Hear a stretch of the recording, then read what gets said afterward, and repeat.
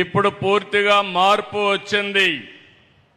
ప్రజల వద్దకే బ్యాంకులు వెళ్ళి మరీ రుణాలు అందించడం, ఇలాంటి రుణమేళాల్ని నిర్వహించడం గర్వకారణం.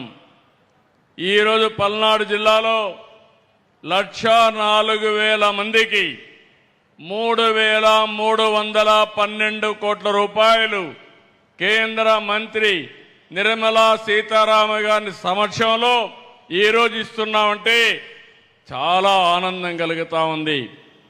ఒక్కొక్క కుటుంబానికి 5 మందిని లెక్క పెట్టుకుంటే పల్నాడు జిల్లాలో 5 లక్షల మందికి సహాయం చేసే ఏకైక కార్యక్రమం ఈరోజు బ్యాంకు రుణాలని మరొక్కసారి మీ అందరికీ విజ్ఞప్తి చేస్తున్నాను.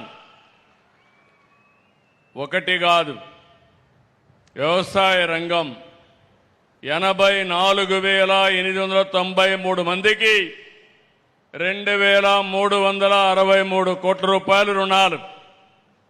ఎంఎస్ఎంఈ రంగం 4,449 యూనిట్లకి 335 కోట్లు. గృహ, విద్య, వాహన, సౌర విద్యుత్ వంటి వాటికి 15,228 ఖాతాలకి 624 కోట్ల రూపాయలు. వీటిలో వివిధ పథకాల కింద ఈరోజు 2,500 కోట్ల రూపాయలు లబ్ధిదారులకు ఇస్తున్నారు.